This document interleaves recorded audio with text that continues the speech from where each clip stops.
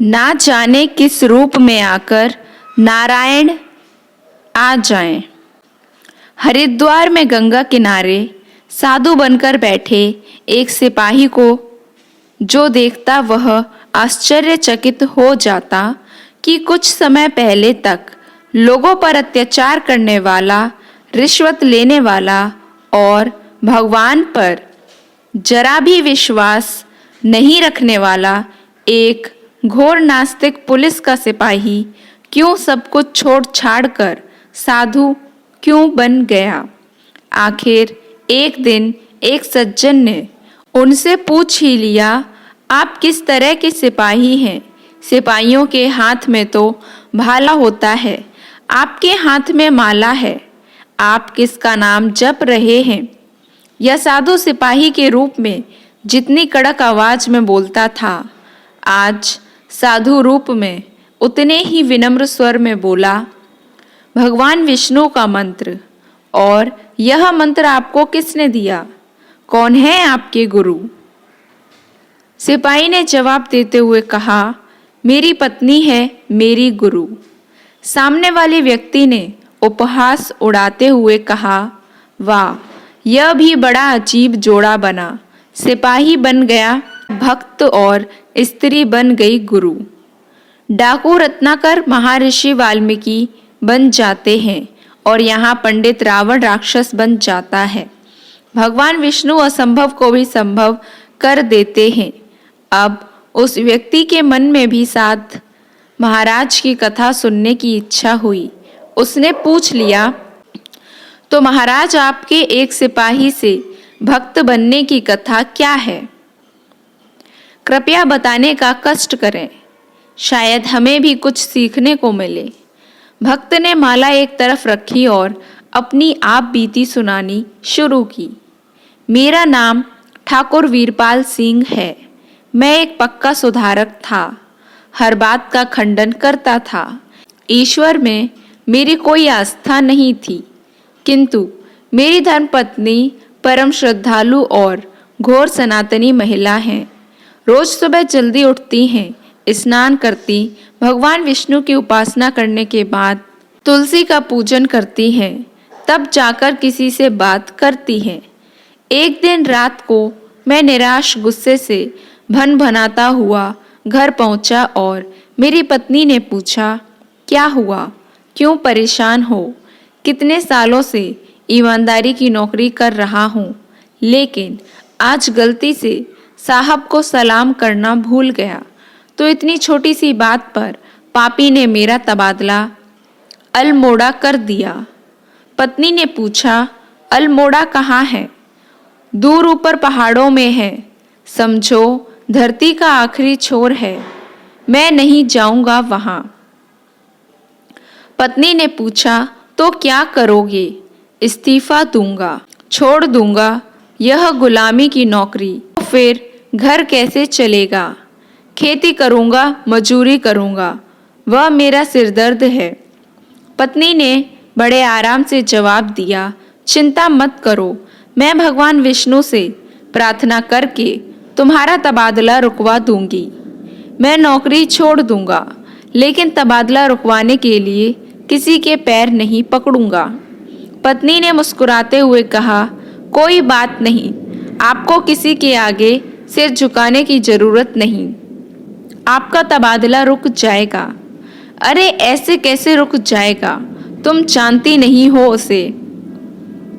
Michael Jordan है हमारे कप्तान का नाम।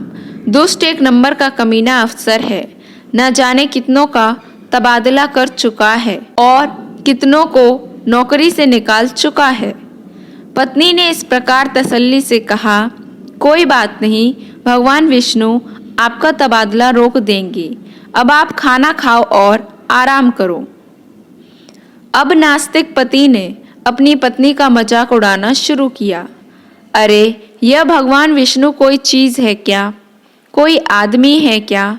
यह ब्रह्मा विष्णु महेश सब कुछ बकवास है। पोंगा पंडितों ने इस दुनिया को बेवकूफ़ बनाने के लिए उल्टे सीधे नाम रख दिए हैं। यह भगवान कुछ नहीं होता है। यह भगवान विष्णु कोई चीज़ नहीं है। अगर इस दुनिया में कोई परमात्मा है भी तो वह निराकार ही है। पति की ऐसी निष्ठुर बातों से पत्नी बिल्कुल भी विचलित नहीं हुई। उसने बहुत ही शांत भाव से जवाब दिया, वही साकार भी है और वही निराकार भी है। वही ब्रह्मा बनकर इस सृष्टि को रचते हैं, विष्णु बनकर उसका पालन करते हैं और शंकर बनकर उसका विनाश भी करते हैं। फालतू की बकवास मत करो। अगर ब्रह्मा विष्णु महेश कोई होंगे भी तो अब तक तो बूढ़े हो करके वैसे ही मर चुके होंगे। पता नहीं कितनी सदियों से तो इनका नाम सुनते आ रहे हैं। पत्नी ने फिर बड़े शांत भाव से जवाब दिया, वे अमर अजर अविनाशी हैं। वे न कभी जन्म लेते हैं, ना कभी बूढ़े होते हैं, ना ही कभी मरते हैं। वही इस पूरी सृष्टि के रचयिता हैं। जो कुछ भी होता है उनकी मर्जी से ही होता है और आपका यह तबादला होने का आदेश भी उन्हीं की मर्जी से आया है। अगर इतने ही बड़े भगवान हैं तो मेरा इस्तीफा रुकवा कर दिखाएं, और अगर मेरा इस्तीफा रुक गया तो शर्त लगाता हूँ अपनी नौकरी छोड़ दूंगा, तुम्हारे सनातन धर्म में आ जाऊंगा और जीवन भर भगवान विष्णु की भक्ति करूंगा। और इतना ही नहीं, हमेशा के लिए तुमको अपना गुरु मान लूंगा। पत्नी ने उसी शांति से जवाब दिया, ठीक है, आपका तबादला रुक जाएगा। लेकिन सिपाही पति ने भी कड़ी चुनौती दे डाली, जो करना है रात भर में कर डालो, क्योंकि सुबह मैं इस्तीफा दे दूंगा। मेरे तबादले के कागज तैयार हो चुके हैं। कल शाम को साहब के दस्तखत हो जाएंगे और परसों मेरी तैनाती अल्मोड़ा हो जाएगी। आप निश्चित रहिए और सो जाइए। पत्नी ने इस प्रकार ठंडे दिमाग से जवाब दिया। सुबह सिपाही वीरपाल सिंह उठा। हर रोज की तरह उसकी पत्नी सुबह जल्दी उठ चुकी थी। स्नान करके भगवान विष्णु की पूजा करने के बाद अपने पति के लिए नाश्ता तैयार कर चुकी थी।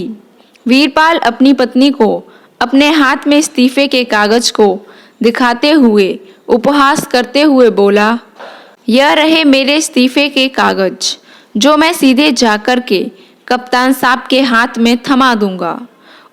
उम्मीद है आपके भगवान विष्णु अपना काम कर ही चुके होंगे। पत्नी ने शांत भाव से कहा, अब आप निश्चित होकर जाइए और अपना काम करिए, सब ईश्वर की इच्छा है। वह नाश्ता करने बैठे ही थे कि उनकी पत्नी के राजपुरोहित और ज्योतिषी पंडित दीनदयाल शर्मा भी इस वक्त वहां आ पहुंचे। उन्हें देखकर सिपाही ने धीमी आवाज में ताना मारा, ये लो, एक और आ गए पोंगा पंडित, अंधविश्वासी कहीं के। ग्रह नक्षत्र की बात करके राहु केतु का डर दिखाकर लोगों से पैसे ऐंठने को घूमते रहते हैं। पूरी दुनिया में गंध फैला रखी है। पत्नी ने अनसुना किया और सीधा जाकर पंडित जी के पैर छुए और कहा, आइए पंडित जी, बिल्कुल सही समय पर आए हैं। नाश्ते का वक्त है, नाश्ता कीजिए, फिर बातें होती रहेंगी। नहीं, मैं जरा जल्दी में हूँ। मैं तो सिर्फ यह कहने आया था कि कल कलेक्टर साहब के मुंह से इनके तबादले की चर्चा सुनी तो पता करने आया था कि क्या यह सच है, आपका तबादला हो रहा है।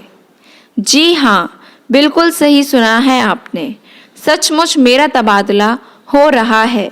लेकिन मैं तबादला नहीं चाहता, इसलिए इस्तीफा देने के लिए जा रहा हूँ और जाकर सीधे उस अंग्रेज के मुंह पर मार के नौकरी छोड़ दूंगा। अरे भाई, तो परेशान क्यों हो? मुझे पहले बताते, मैं कप्तान साहब को समझाकर तुम्हारा इस्तीफा रुकवा देता। चलो तुम दफ्तर जाओ, तुम्हारे पहुंचने से पहले इस्तीफा रुकने का आदेश मिल जाएगा। यह अंग्रेज अपने बाप के भी सगे नहीं होते हैं। पंडित जी, आपकी बात मानेंगे? मैं जा रहा हूँ इस्तीफा सौंपने। ऐसा कहकर सिपाही वीरपाल सिंह अपने ऑफिस के लिए निकल गया। जब वह अपने दफ्तर पहुंचा तो पेशकार ने बताया, नमस्कार सिंह साहब, आपका इस्तीफे का ऑर्डर रद्द हो गया है। आप अल्मोड़ा नहीं जा रहे हैं, यहीं रहेंगे। सिपाही वीरपाल सिंह आश्चर्यचकित हुआ। क्यों, क्या हो गया? इस्तीफा वापस क्यों ले लिया? हमें क्या पता, साहब के मन की बात हम क्या जाने। फिर वह सिपाही वीरपाल सिंह दौड़कर सीधा ज्योतिषी पंडित दीनदयाल शर्मा जी के घर उनका धन्यवाद करने के लिए गया।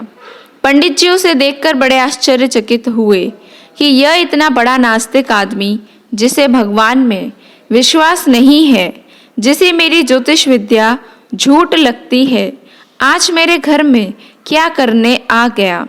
वीरपाल सिंह छूटते ही बोला, आपका बहुत बहुत धन्यवाद पंडित जी, मेरा तबादला रुकवाने के लिए, वरना मैं तो इस्तीफा देने ही वाला था। पंडित जी चौंके। तबादला? कैसा तबादला? मैंने कोई तबादला नहीं रुकवाया, मुझे तो कुछ पता ही नहीं। अब सिपाही वीरपाल सिंह को आश्चर्य हुआ। क्या बात कर रहे हैं पंडित जी? आज सुबह आप आए तो थे हमारे घर, आप ही ने तो कहा था कि तबादला रुकवा दूंगा। क्या बात कर रहे हैं सिपाही जी? भांग पीकर आए हैं क्या? मैं तो पिछले 15 दिन से आगरे गया था, अभी आधा घंटा पहले ही तो आया हूँ। वीरपाल सिंह के आश्चर्य का ठिकाना ही ना रहा। आप सच कह रहे हैं? पंडित जी जानते थे कि यह नास्तिक आदमी है, जल्दी से विश्वास नहीं करेगा, इसलिए कुछ गुस्सा होते हुए बोले, जब से पंडिताई शुरू की है मान्यवर, तब से हमने कभी झूठ नहीं बोला। हमें ईश्वर से प्रेम भी है, भक्ति भी है और उसका डर भी है। आपकी तरह सुधारक नहीं है हम। अब वह अपनी पत्नी के पास घर पहुंचा।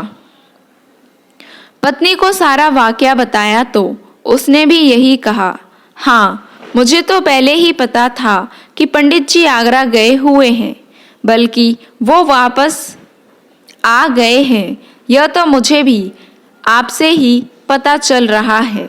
तो फिर वह कौन था जो आज सुबह नाश्ते के समय हमारे घर आया था? हमारे घर? क्या बात कर रहे हो? आज सुबह से हमारे घर कोई नहीं आया। आपने नाश्ता किया और गुस्से में अपनी इस्तीफे की अर्जी लेकर सीधे दफ्तर चले गए। तुमने किसके चरण स्पर्श किए थे? आज के दिन अभी तक मैंने सिर्फ आपके चरण स्पर्श किए हैं और नाश्ते के वक्त पता नहीं आपको क्या हुआ, बस आप उठकर चल दिए। ना कुछ कहना, ना कुछ सुनना। अब सिपाही वीरपाल सिंह का दिमाग झन्ना उठा। उसकी समझ में आ गया कि पंडित के रूप में इस्तीफा रोकने की सलाह देने वाले वह सज्जन श्री नारायण विष्णु ही थे। वह पागल जैसा हो गया। अपनी पत्नी के पैरों में गिरकर उससे क्षमा मांगकर उसे अपने गुरु के रूप में स्वीकार कर लिया और कभी हरिद्वार, कभी बद्रीनाथ, कभी केदारनाथ, तो कभी प्रयागराज जैसे तीर्थ स्थानों में निकल पड़ा भगवान के दर्शन को। न जाने किस रूप में फिर नारायण मिल जाएं।